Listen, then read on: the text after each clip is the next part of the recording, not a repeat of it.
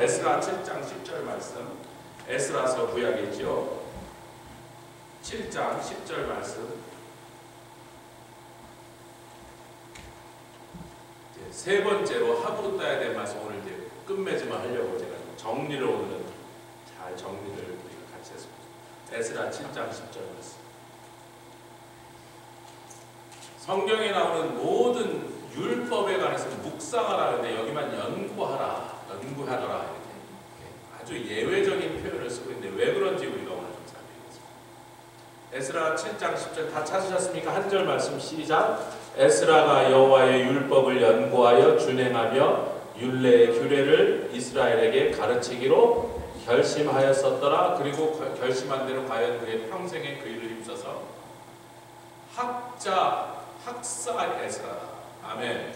그는 원래 제사장이에요. 제사장은 율법 연구하는 사람이 아니다. 그냥 율법대로 집행하는 사람이에요. 율법 연구하는 서기관과 율법사들이에요. 근데 왜 제사장인 에스라가 그 결심하였지? 왜?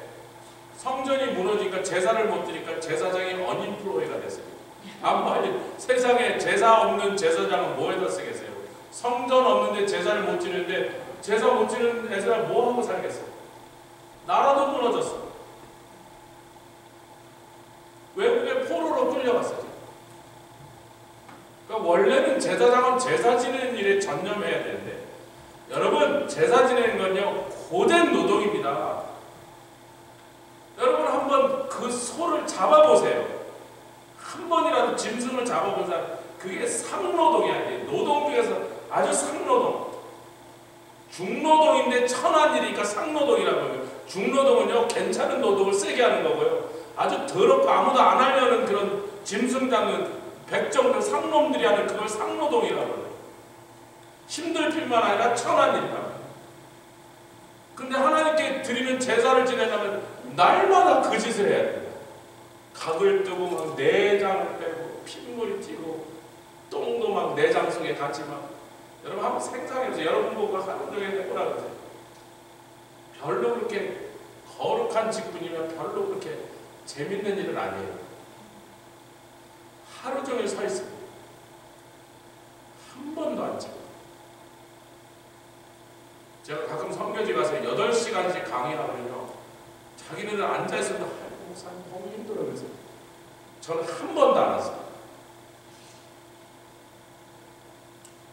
통역은 3교대로 들어와요. 자기네들이 세션마다 다른 통역이 와서 막 한 사람 한 사람 별로고 한 사람 엉망이고 막 이렇게 그대로 좀 똑같이 못해도 똑같이 컨시스턴하게 못했으면 좋겠는데 계속 바뀌니까 내가 3교대로 들어오면서 자기네는 힘들어 죽거든. 어떻게 다리가 아픈데 이렇게 서서 하세요? 너는 앉아라. 목사님 성신에 정하자. 괜찮아 앉아. 저는 절대로 앉지 않습니다. 왜? 제사장은 서서 하는 거예요. 아멘 하시도 마세요. 자기 제사장 아니니까. 근데 저 목사는 서세요. 오늘 하부르다에 대한 총정리인데 12월 29일 날 거 들어보시고 지난주 금요일 날 1월 며칠이었죠? 12일인가?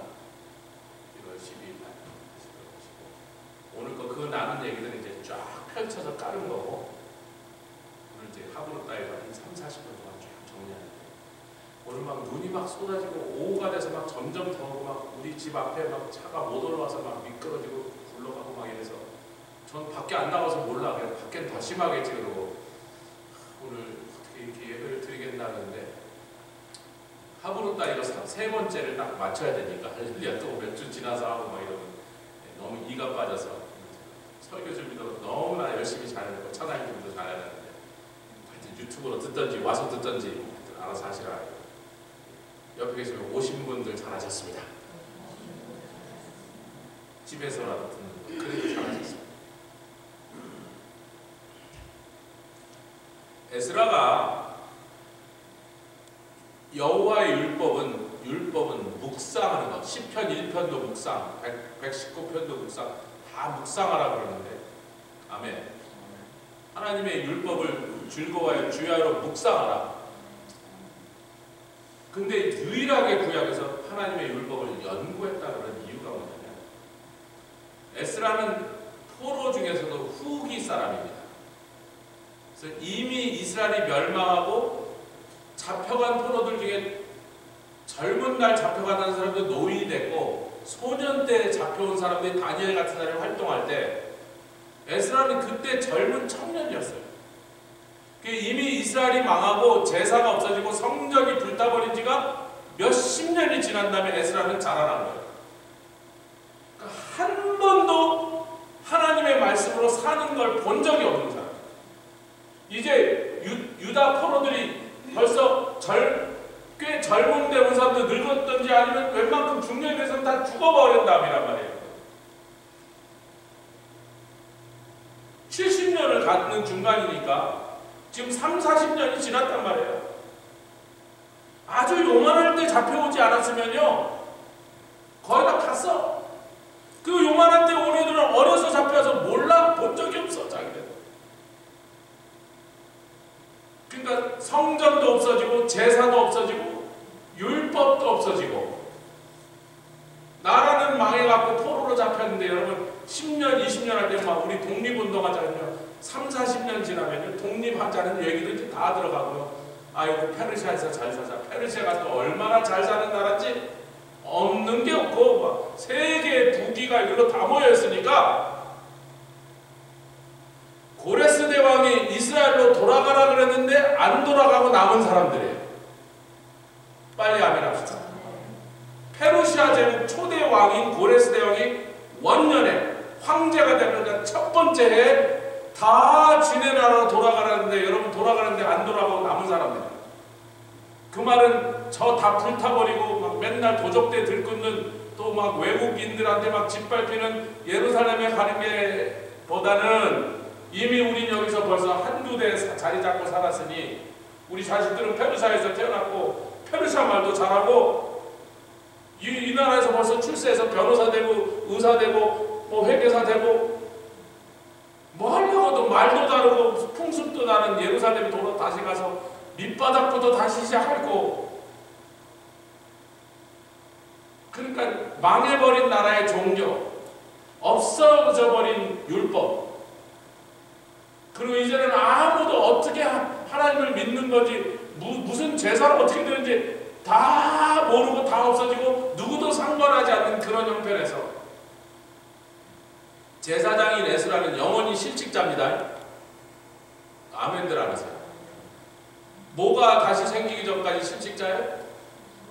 성전이 세워지기까지 실직자예요.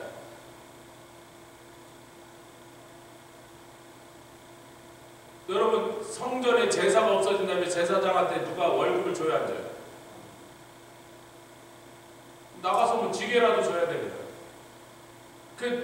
에스라가 그 페르시아의 포로로 자라나면서 페르시아인한테 무시도 당했을 것이고 또 뭐 보이지 않게 보이게 하든 여러 가지 불평등한 일을 겪으면서 아니 내가 듣기로는 우리 조상은 아브라함이었고 그 밑에 모세라는 걸출한 인물이라서 애굽을 박살내고 나왔으며 광야를 지나는 동안 여러 민족을 다 때려잡고 여리고를 세계 최고의 난공불락 여리고를 한 번도 함락된 2000년 동안 함락된 적이 없는 여리고를 그냥 열쇠바퀴 돌고 무너뜨려버리고 내일 새벽엔 여리고 돈 얘기가 토요일날 새벽 기도에 대한 말씀으로 나눌 건데 나와서 들으시면 더 좋고 집에서라도 유튜브라도 들으시오.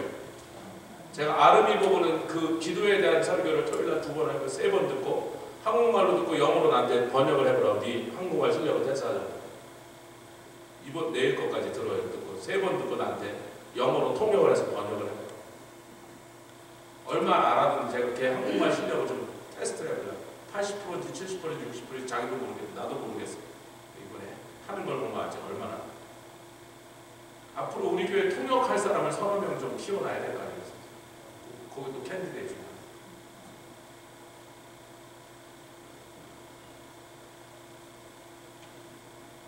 그 다음에 다윗 왕이 나타났어요. 다윗 왕이 그 전에 사사기 중에서 대단한 일들이 많았죠. 삼손도 기드온도 엄청난 사람들이 나타나서 그렇게 하나님의 대단한 능력을 막 우리 민족에 쏟아부었는데 아니 그건 그 다음부터 뭐가 뭐 잘 모르겠더니 뭐 자기는 여기 와서 페르시아들한테 수모를 당하면서 온갖 잡족사에 끼어가고 포로로 끌려온 사람들 중에 생각하면 생각할수록 분하고 아무리 살펴봐도 왜 우리가 이런 꼬라지가 됐는지 이해할 수가 없는 거예요.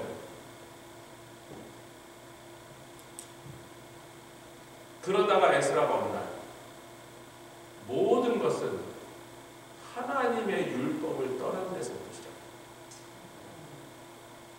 그래서 세상에 일어난 모든 이 하나님의 사람들의 종교 개혁은요, 로마 캐톨릭을 상대로 일어났던 마틴 루터 1517년부터 일어났던 종교 개혁, 그 우리가 알고 있는 개신교를 찾은 종교 개혁이든 에스라의 종교 개혁이든 요시아의 종교 개혁이든 종교 개혁 다 하나님 믿는 신앙이 타락하고 교회가 부패하고 사람들이 다 떠나고 막 엉망진창 짓밟히고 무너지고 나라도 망하고, 그때 하나님의 사람들이 이 현상을 바로잡고 하나님 앞에 다시 회복하려면 어디로 돌아가자? 아니 왜 뭐 조금만 어디로? 여러분 귀에 들려. 다 망했어. 지금도 대한민국이나 미국의 교회들이 하나님이 볼 때 영적으로 보면요, 폭삭 망한 데가 많아요. 그냥 다 떠나고 뭐 80난 할머니들만 한 10몇 명 앉아있는 교회가 미국이고 조금 있으면 한국도 수룩빽빽합니다. 주님의 눈에 보면 다 망한 거예요. 뭐 어떤 교단에서도 해결을 못해요. 어떤 대단한 목사님들이 아니라 총회장 30명이 모여서 해도 해결을 못해요. 근데 에스라가 결론을 그렇게 잡았습니다. 말씀으로 들어보자. 그래서 다른 데는 다 목사님 여기서는 연구해야 된다. 도대체 어디서부터 우리가 삼천포로 빠졌는가? 무슨 말씀에 우리가 제대로 순종하지 않고 말씀대로 행하지 않은 게 도대체 어떤 내용에 대해서 우리가 딴 데로 빠졌냐?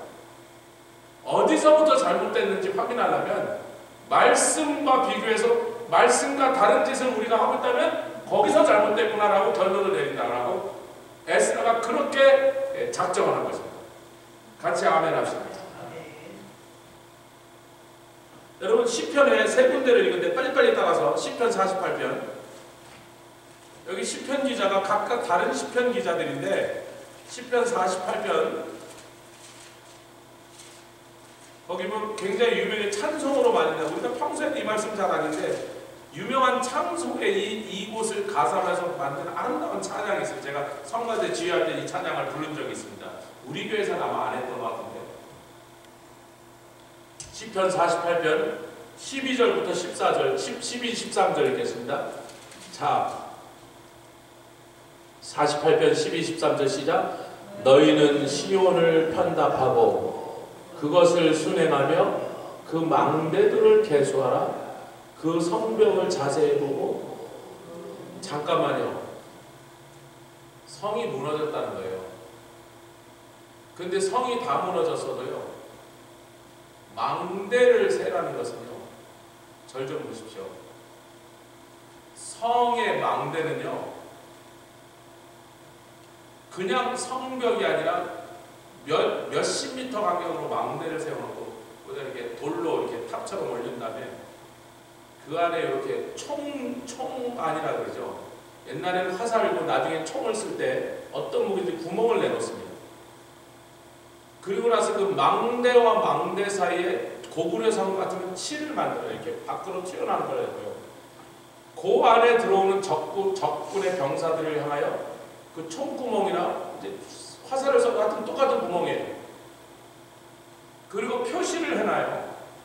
화살이 날아가는 거리를요 미리 재놔요. 이렇게 계속 쏜 다음에 여기까지 날아가 이렇게 밖에다가 깃발 같은 걸 꽂아놓습니다.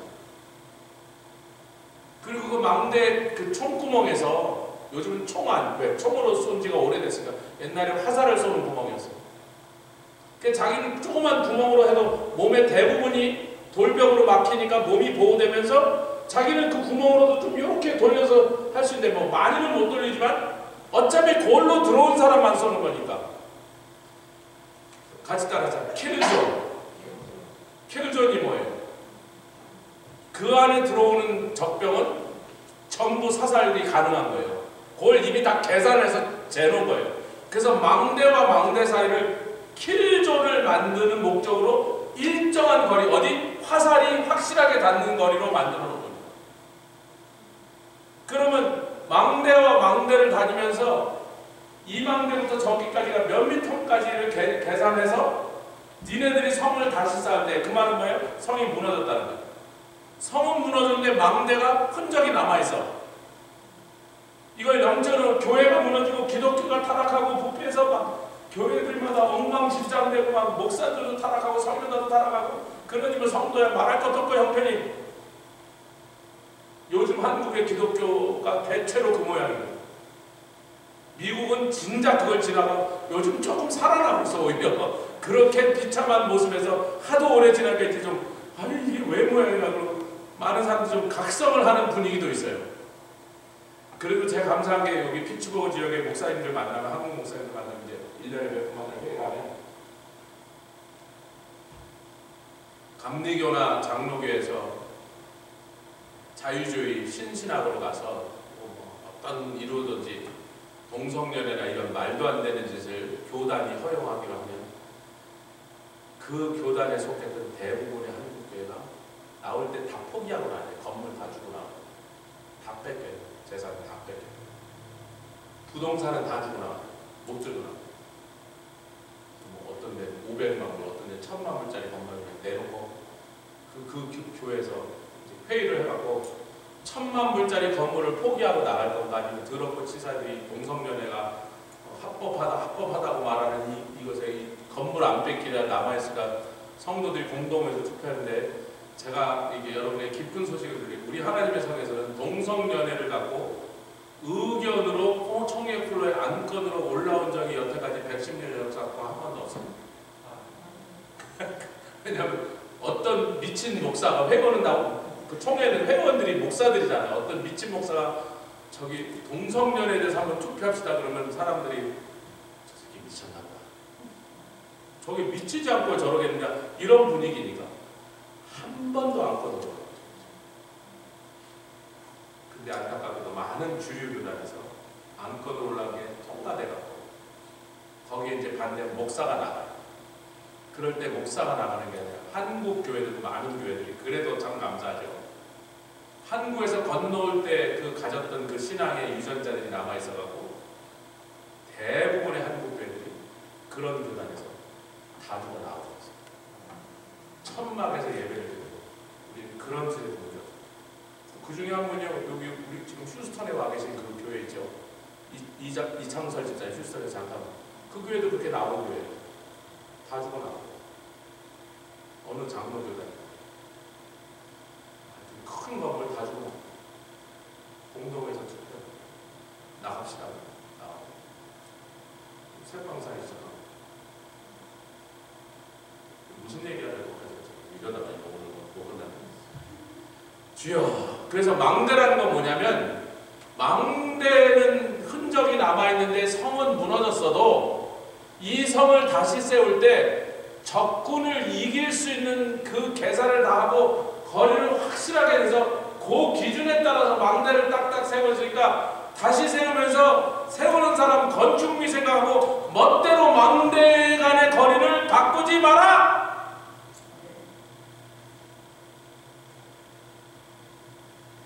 아멘.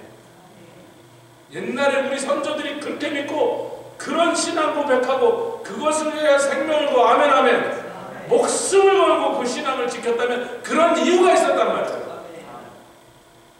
함부로 세상이 바뀌었네, 세상 풍조가 바뀌었네, 막 교리를 바꾸고 신학을 바꾸고 하지 마라!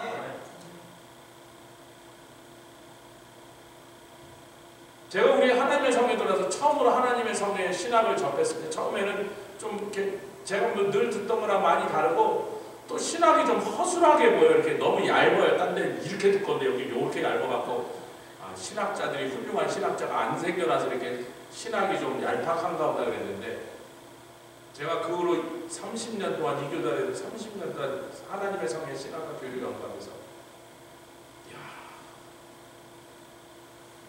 제가 성령께 직접 받는 계시들도 있습니다.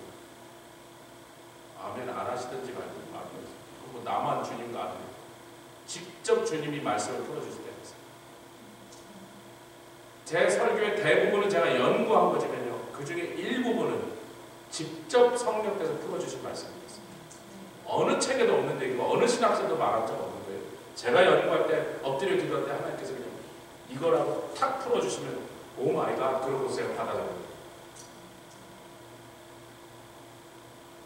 근데 제가 성령을 그렇게 직접 풀어주셔서 계시처럼 열어주신 것들이 탁 열리고 보면 주로 하나님의 성의 옛날 선조들이 받았던 거라는 내용이죠.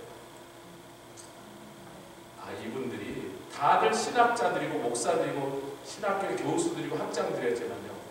이분들은 성령 하다 보니까 엎드려 기도할 때 무릎으로 받은 말씀입니다. 어느 다른 교단에서 뭐라고 하든지 말든지 몇백 년 동안 뭐라고 하든지 말든지 이분들이 성령 받고 성령으로 세례 받고 성령으로 충만한 상태에서 그들이 엎드려 기도할 때 하나님 계시적으로 풀어줘요. 종말론 같은 것도 있고요. 하나님의 삶의 종말론. 제가 늘 생각했던 거는 굉장히 그 반대가 많더라고요. 처음에는 이거 받아들이기 힘든데 나중에 말씀을 연구하면서 엎드려 이 비밀을 알지 못하는 너무나 어렵고 너무나 신비해요. 내가 깨닫지 못했는데 기도할 때마다 성령께서 조금씩 풀어주는데 풀어주신 걸 이렇게 붙이고 해서 나중에 이렇게 조립을 해보니까 하나님의 성에 100년 전에 그 선조들이 받은 거랑 똑같은 거죠. 얇다고 우습게 보지 마세요.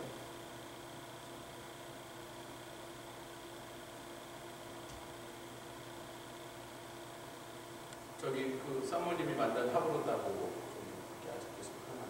우리 조아람 오늘 어디 가셨나 이 나가십니다. 아 거기 있었어요. 신명기 10편 71편 78편 먼저 가세요. 10편 78편 1절로 8절. 이게 뭐냐면요. 하브루타가 뭐냐면 율법을 먼저 읽고 가까이 하고 가슴에 새기고 아멘 아멘. 율법을 늘 같이 친밀하게 가까이 두면서 하다 보니까 나중에는 눈으로 읽는 게 아니라 귀로 듣는 게 아니라 심령에 새겨버렸더라. 할렐루야. 그래서 그 말씀을 가까이요. 그래서 뭐라 해요? 신명기 뭐라 해요? 말씀이 내게 심히 가까우니 여기 있다 저기 있다 멀리 있다 말하지 마라. 바다를 건너가 있는 게 아니라 말씀이 내 입술에 있느니라. 여러분 그 입술에 있다고 하는 말이 묵상을 가리키거든요. 왜냐하면 묵상이라는 단어가요. 구약 성경에 두 가지 단어가 나옵니다. 첫 번째 단어는요. 시편 19편에 나오는데 찾지 마세요. 하기온이라는 단어입니다. 보통 묵상 그럼 하기온이라는 단어로 거의 다 그 단어를 쓰고 있는데 제가 읽어드릴게요. 이 하기온이라는 단어가 무슨 뜻인지 제가 읽어드릴게요. 하기온, 머머링 사운드. 머머링이 뭐야? 쭈얼쭈얼쭈얼 하는 소리예요. 뭐 하고 있는 거예요? 가슴에 새겼던 말씀을 입으로 되새김질하고 있는 거예요. 말씀이 어디에 있다고요? 아니 마음에 있다, 생각에 있다, 귀에 있다, 눈에 있다는 아니고 네 입술에 있는데 그게 지금 묵상, 하기온을 말하고 있는 거예요. 네 입술에서 쭈얼거리고 있는 거예요.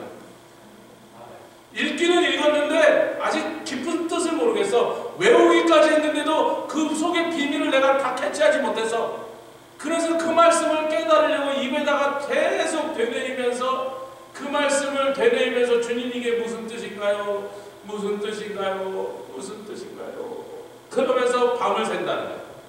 그 머머링이라는 하기온이라는 뜻도 있고요. 살렘 사운드. 살렘이 뭐예요? 살렘이 뭐예요? 굉장히 이게 장난칠 일이 아니다. 살렘한 사운드 다시 말하면 사운드. 여러분 한국 사람들이 묵상이라고 할 때 그 묵은요 입을 다물다 할 때 묵원, 묵비권, 침묵할 때 그 묵자입니다.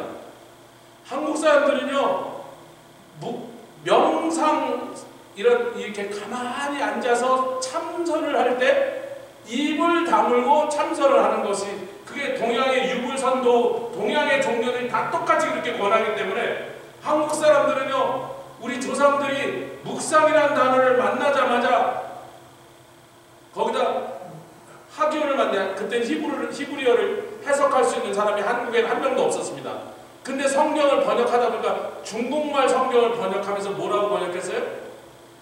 입을 다물고 가만히 앉아서 동양의 종교처럼 명상하는 게 묵상이라고, 히브리 성경에서 나온 단어랑 정반대의 뜻을 써버려요. 히브리 성경을 다 소리를 내다 해요. 근데 무슨 소리를 내다? 중이 비 맞으셔서 내는 소리? 무슨 소리?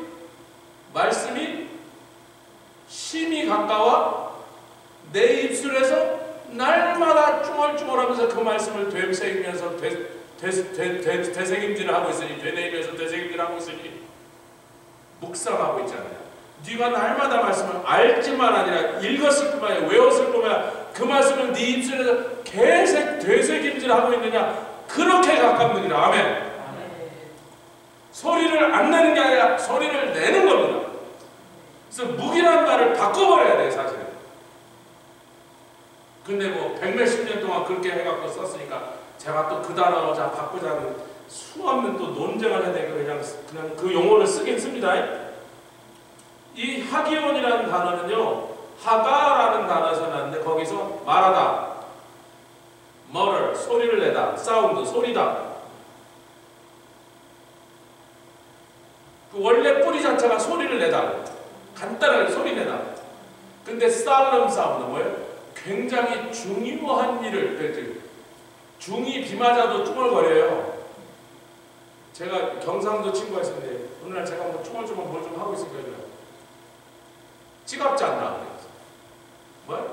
지갑 잤나? 지갑이 뭐 어쨌다고? 잤나? 주원자 그래. 그 지갑 준 걸 왜 나한테 묻냐, 바보야 그랬더니 친한 친구였어요. 지갑을 잤는데 돈이 하나도 없으면 쭈글거린다 이렇게. 중이 비 맞으면 쭈글거린대. 그날 저걸 안 쓰고 나오신 거예요, 돈이. 그러니까 그 아무 쓸데없는 가치도 없고 뭐 의미도 없는 그런 쭈글거리는 게 아니라 solemn 사운드. 하기어는 solemn 사운드. 뭐라고요? 중요한 내용을 중얼거리는 거예요. 그게 묵상하는 유대인들의 모습을 그대로 표현한 거예요. 시편 19편에 나온 19편 14절, 시편 104편에는요 시약이라고 하는 단어가 나옵니다. 그 시약이라는 단어가 이래요. 대화하다. 누구랑? 자기 자신과. 묵상은 자기 자신과 율법과 대화. 율법과 하나님의 말씀과 주거니 받고 묻기도 하고 대답하는 거예요. 근데 다른 사람은 합으로 따는 그렇게 한 다음에 다른 사람하고 만나서 또 하는 거예요. 서로 대화. 제가 이거 카페에 놨는데 뭐 한 열 몇 개는 들고 가셨는데, 들고 가셔서 휴지로 쓰시지 않으시죠? 제발. 이거 교회 성금으로 만든 드리신 걸로 사온 종이와 이거 프린트할 때마다 우리 회사에다 돈 냅니다. 한 장 카피할 때마다 2전씩 냅니다. 제발 들고 와서 버리지 마세요. 안 읽을 거면 들고 가지 마시고. 별 잔소리 나요. 하브로 따는 후츠파와 로시가들과 정신관계 유대인 한식과 로시가들이 뭔지 아세요? 큰 우두머리다. 아멘. 후츠파는요, 7대 형식 타파. 뭐든지 궁금하면 물으라. 어디다가? 말씀에다 물으라. 왜? 시아크가 뭐라고요? 그게 시편 104편에 34절에 나오는 또 다른 묵상이라는 단어인데, 다른 히브리 단어 시아크는 뭐냐면 자기와 대화하다. 근데 자기랑 대화하면 정신감정을 해야 되잖아요. 가끔 우리 조아라가 자기랑 혼자 막 대화하면 조아라 자꾸 심해지면 의사 봐야 된다. 근데 유일하게 그게 건강한 상태에서 자기랑 대화하는 것은 내 안에 있는 말씀과 대화예요. 그게 묵상이나 또 다른 단어입니다. 구약에 나온 묵상은 거의 대부분 이 두 단어. 형식 타파. 질문의 권리, 질문할 권리가 있다.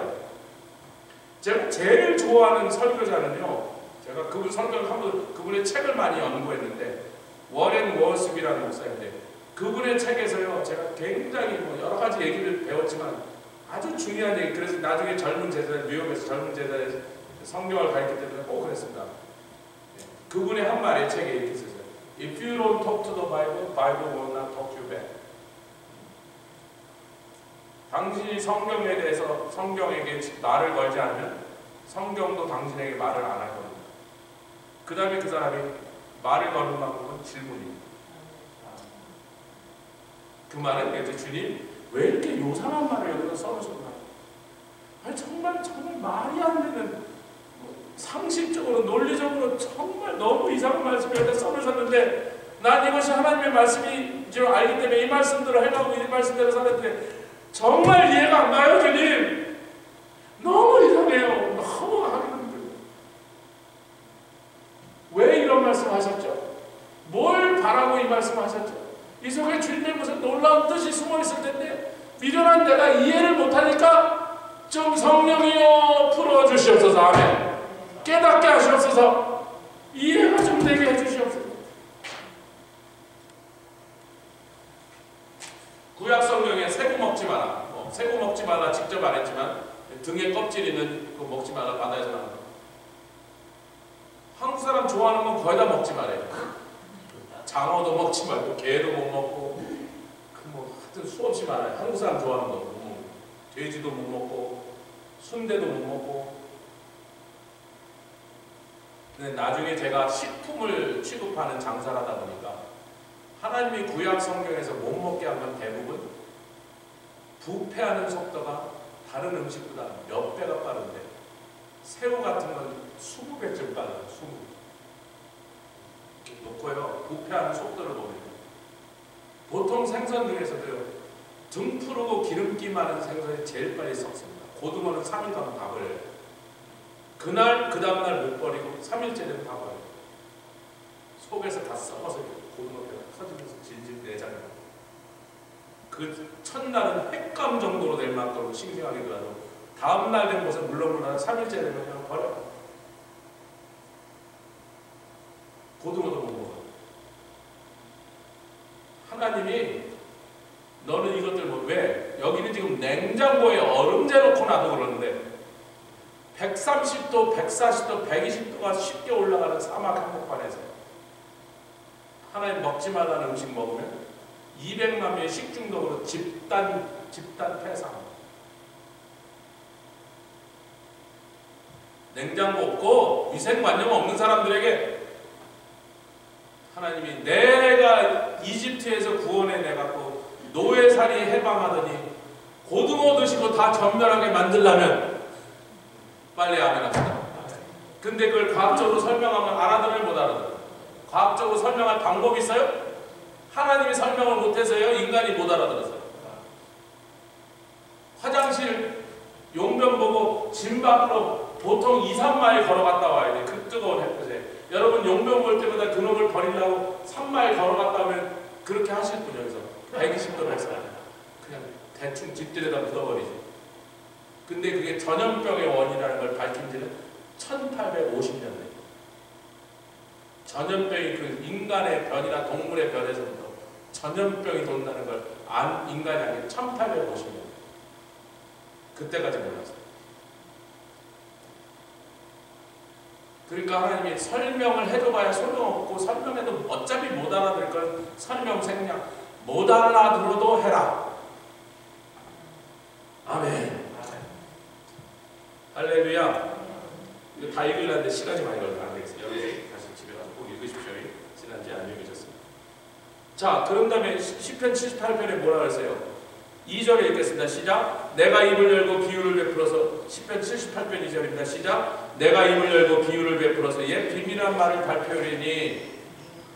이 옛 비밀한 말이 비밀이 아닌 게 우리 열조는 우리에게 이미 전해서 우리가 이미 들은 바다. 아멘. 근데 왜 비밀이랬어요? 옛날 노인들이 전해주는 이 비밀한 비밀 지식과 지혜를 다음 세대들이 안 받으면 에휴 저 노인들은 만나기만 하면 잔소리하고 우리만 만나면 맨날 어쩌고 연설하는데 에휴 징그러라 그러고 안 받아서 비밀이 된 거예요. 그런데 마음이 똑바로 된 사람은 자기 부모들이 이 말씀을 가르치기 때문에 왜냐면 유대인의 하브루타 교회의 시작은요 집에서 12살까지 아버지가 가르친 거예요. 아멘. 6월절 만절 랍비가 안 합니다. 제사장이 안 합니다. 아버지가 해요. 아멘. 근데 자기 아버지를 무시하고 아유 저놈이 뭐 공부도 제대로 안 하고 초등학교도 못 나는데 뭐 자꾸 이렇게 떠들까? 그럼 그 자식을 안 받는 거예요.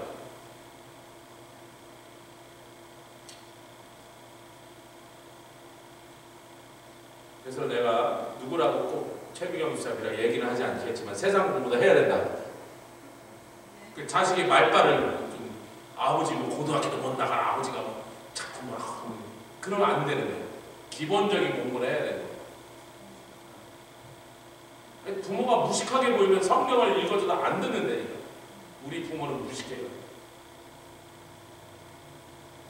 그래서 우리 열조가 우리에게 전한 게 나에게 더 이상 비밀이 아니라 내가 그것을 알아서 이제 발표하게 됐으니 우리가 이를 우리 자손들에게 숨기지 아니하고 또 그들이 그 후대에게 전하도록 하는 것이 이 땅에서 우리 사명이다.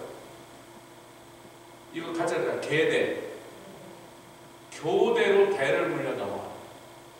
기독교의 진리는요 세대를 거쳐서 계승됐습니다. 아멘. 한 세대가 그 다음 세대에게, 그 다음 세대는 또 그 다음 세대는 또 그 다음 세대. 세대가 세대를 다음 세대에게 넘겨주고 이렇게 계승된 것이지. 학교에서 가르쳐요. 여러분, 미국의 가장 복음적이고 가장 실력이 뛰어난 신학교가 어디였어요?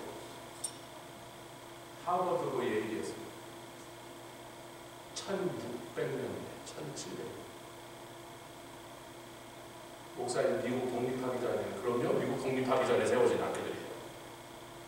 예일 대학은 그 유명한 자나탄 에드워드가 총장으로 있었어요. 미국의 대부흥의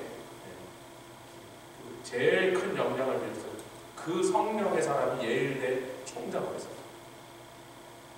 그런데 그 학교들이 제일 앞장서서 독일에 가서 신신하게 가면서 들고 온 하나님을 부정하고 성경의 권위를 부정하고 자유주의 신학을 독일에 가서 배워서 수입해서 들어갔어요. 그래서 그런 대학들이 타락한 걸 보고 웨스트민스터가 안 된다 그랬어요. 웨스트민스터가 한두 세대 동안 안 된다고 이 나쁜 놈들아 자유주의 신학 들어오지 말았더니 지네가 자유주의 신학에 물들어서 그 자유주의 신학에 물든 걸 보고 거기서 튀어나온 게 비블리컬이에요. 그 웨스트민스터는 페이스 신학이 타락한 걸 보고 튀어나온 거예요. 안 된다 이놈들아. 성경을 부정하다니 그러면서 반동으로 튀어나왔는데 지네가 또 몇십 년이나 그렇게 돼서 거기서 또 비블리컬이 튀어나와요.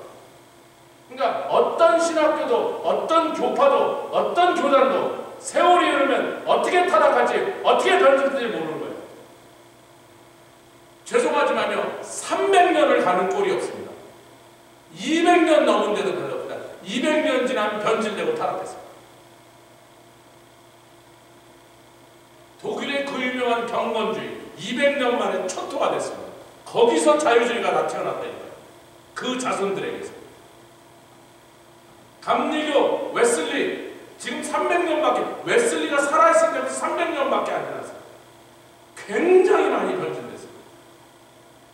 하나님의 성도도 조심해야 돼요. 지금 110년 되니까 조금씩 그런 조짐들이 여기저기서 보여요. 젊은 미국 목사들 만나면 이것들이 성령운동을 반대하는 건지 찬성하는지 나는 잘 모르겠어.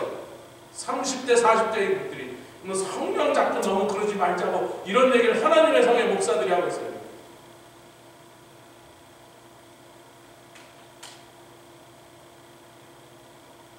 그러니까요 교단도 신학교도요 하나님의 진리를 300년을 지킨 데는 한 군데도 없으니까 다 변질되고 나고 배고 타락해요. 하나님 처음부터 그런 기관들에 맡기지 않고 누구에게 맡겼어요?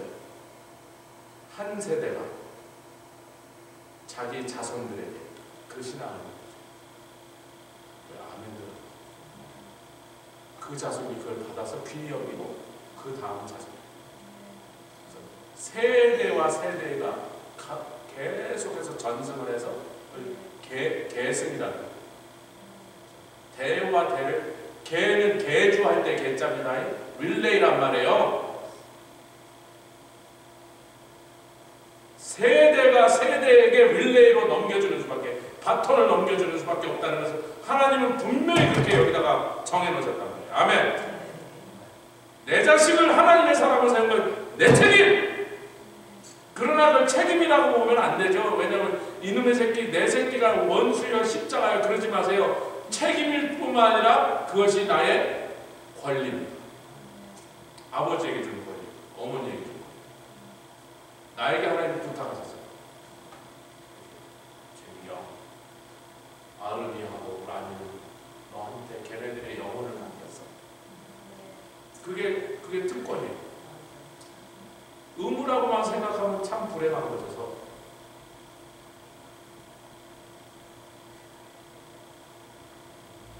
우리들의 특권이에요. 제가 우리 집에서 한 거 쓰면 저만큼이라도 신앙이 됐겠어요. 우리 집에 거 쓰니까 저만큼이라도 됐지. 아멘 하나님. 자, 시편 71편. 아이 오늘 여기까지 가다 오늘도 못 끝나갔네 이러다 큰일 났네. 71편 17절과 18절. 끝나고 또 가죠. 괜찮습니다. 71장 17절과 18절. 시편 71편입니다. 찾으셨습니까? 시작. 하나님이여 나를 어려서부터 교훈하셨으므로 내가 지금까지 주의 기술을 전하였나이다. 내가 늙어 백수가 될 때에도, 그 말은 뭐예요?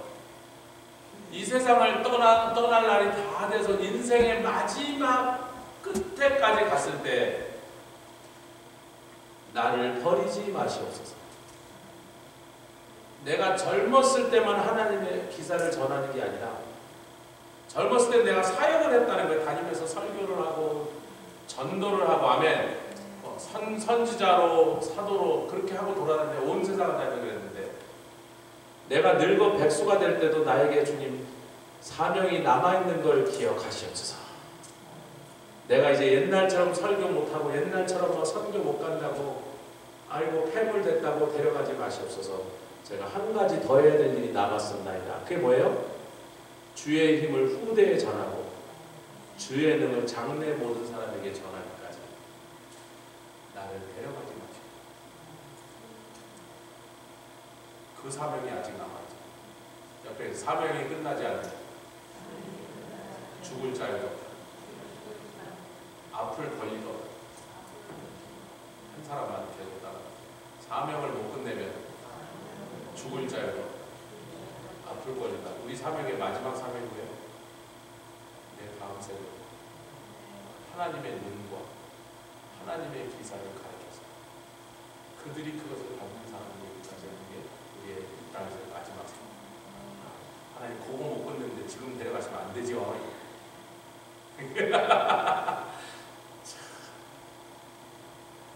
그러니까요, 우리 자식들이나 우리 손자들이 태어났는데 아직 하나님의 사람이 안 돼 있으면 하나님 보고 당당하게 장수할 권리를 주장하시기 주의 것이고 한 120세까지 살아야 몇 끝낼 것 같으니까 120살까지 나는 건강하게. 여러분 이 세 가지 말씀이 다 뭐를 얘기하고 있어요? 계세, 계대. 대를 거듭하여 계는 바톤을 넘겨 율례. 그것이 하브루타 정신의 핵심입니다. 근데 다 무너지고 에스라도요 배울 노인이 없어. 노인들한테 나도 몰라. 내가 잡혀올 때 애였어야. 난 제사 지내는 거 본 기억이 없다야. 어떻게 제사 지내는지 나도 몰라. 그랬더니 정말 늙어 꼬부라진 제사장들 중에 옛날에 제사 지내는데 참석했던 노인들이 있으면 에스라 가서 받아 적는 거야. 좀 불러주세요. 나는 지금 한 번도 본 적이 없으니 뭐 비디오나 사진이라도 남아있으면 좋겠는데 그런 것도 없으니까 제사장님 불러주세요. 아니 이놈아 성전도 다 무너지고 제사 못 지는데 그딴 걸 받아 적어서 뭐 하려고 그래? 고물상에 갖고 가도 연탄가락도 안 주는데 그랬을 거란 말이죠. 제가 드라마타이즈 하는 겁니다. 아니 하여튼 내가 어디다 써먹든 좀 불러주세요.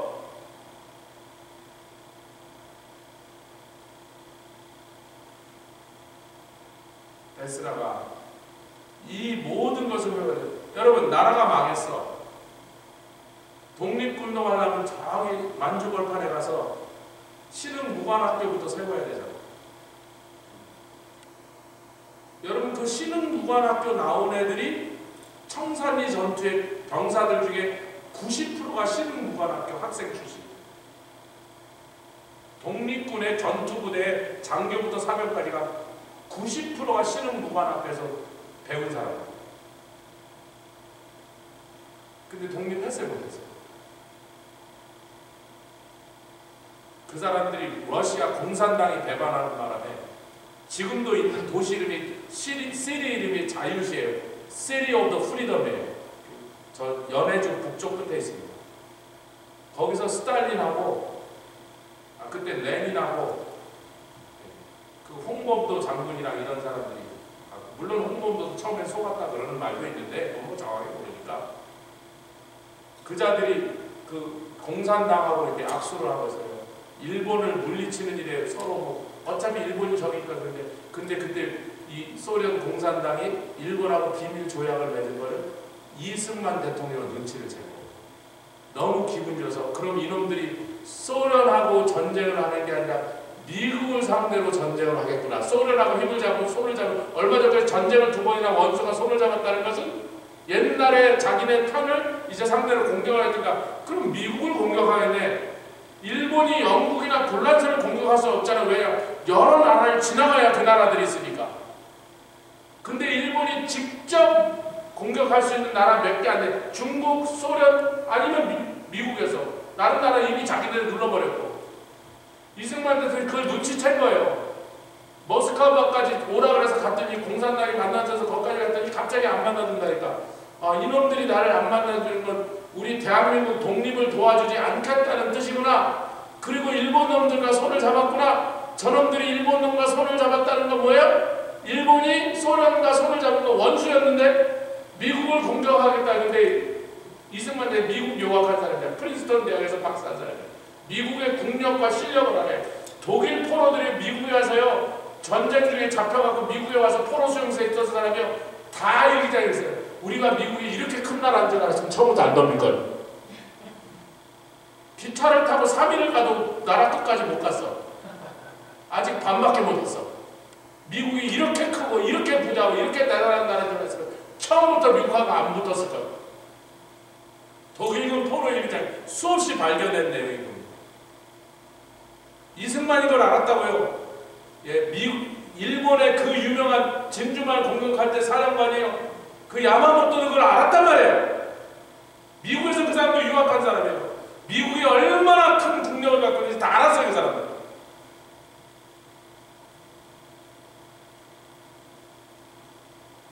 이승만이 룰루 달러 아이고 이놈들이 미국하고 한번 붙잡네. 너희들 죽었다 이 새끼들아. 대한민국 독립한다. 니네가 미국한테 붙어 반드시 질 거니까 대한민국 독립한다.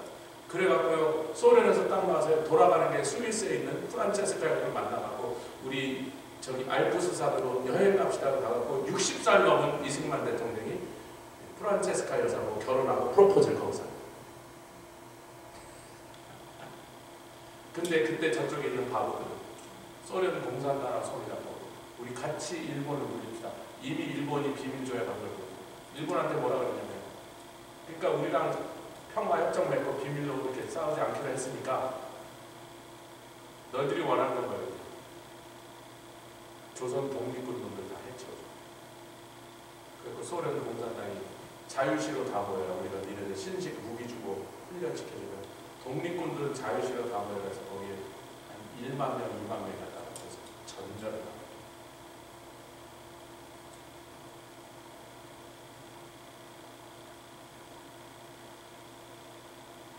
에스라가 신흥무관학교를 세우자 우리나라 독립해야지. 독립을 해야 성전도 다시 되고 성전도 세워야 우리가 하나님께 돌아가자. 그렇게 안 하고 무너진 신앙, 부패하는 교회, 타락한 목사들, 그때로 제사장들, 망해버린 나라, 불타버린 성전, 이것을 회복하고 솔라스 말씀 받고 그리고 믿음 받고. 아니 여러분 믿음은 뭐에 대한 믿음이에요? 말씀에 대한 믿음. 말씀이 없다면 믿음도 없는 거예요. 아멘. 믿음은 들음에서 나고 들음은 그리스도의 말씀이에요. 말씀이 있어야 그 말씀을 향하여 믿음이라는 게 적용될 수도 없고 소용이 있는 거지. 그러니까 솔라 스크립투라 오직 말씀으로. 그게 우리 종교계 마틴 루터를 향한 종교계에서도 4번 쓰는 겁니다. 오직 말씀으로, 그리고 그 말씀에 온전한 믿음으로밖에 안 된다. 글로 돌아가자. 그게 종교계예요. 글로 돌아가자 자체가 종교계예요. 말씀이 없는 건 다 거짓! 인본적인 방법, 인간적인 생각 다 쫓아내자. 오직 믿음으로 하나님의 말씀을 믿고 나가는 것이, 그것이 참신앙이고 그것이 기독교다라고 말합니다. 에스라가 먼저 한 거예요. 그걸요. 예? 뭐 군대를 조직하고 그런 것도 다 좋고 계몽운동도 좋은데, 우리 유대민족이 살려면, 그래서 이스라엘 독립할 때 벤구리온과 그 내각이 저기 앉아갖고 그 더운 데서, 에어컨도 없고 선풍기도 없는 데서 맨날 땀을 삐직 흘리면서 이스라엘 독립하면 뭐 나라는 어떻게 생각, 경제는 어떻게 될까, 군대는 어떻게, 이런 의논을 하다가 더 중요한 문제가 되는 거 알았어. 랭귀지를 뭘로 통일할까? 공용어를 정해야 되는데 다 무신론자, 불신자들인데, 신앙이 없는 사람들, 종교가 없는 사람들, 전부 다른 말을 쓰는 여러 나라에서 온 사람들. 몇 달 동안 그거 감론을 받아 결정했습니다. 히브리어. 여러분, 히브리어가 죽은 언어야. 그런데 히브리 언어를 사용하는 유일한, 여태까지 히브리어가 죽은 언어인데도 그 히브리어를 할 수 있는 사람들이 남아있는 건 누구들 쓰셨고? 랍비들에서. 왜? 랍비들이 히브리어를 쓰는, 더 이상 쓰지 않는 언어가 돼서 다 죽은 언어가 돼서 아무도 히브리어를 쓰지 않고, 어느 나라에서 쓰지 않고, 시장판에서도 학교에서 안 쓰는데, 심지어는 유대인들도 그 히브리어 언어를 안 쓰는데, 그 히브리어 언어가 유일하게 쓸 때가 뭐예요? 토라, 율법을 배울 때 썼습니다.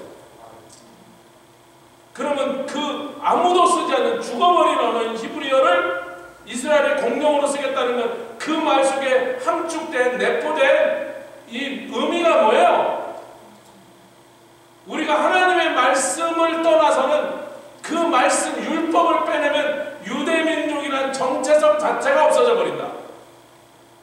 우리가 그래도 그 많은 나라에 흩어져서 막 방랑하며 맞아 죽으며 핍박당하며 학살을 당하면서도 그래도 유대민족이 여태까지 남아있었던 것은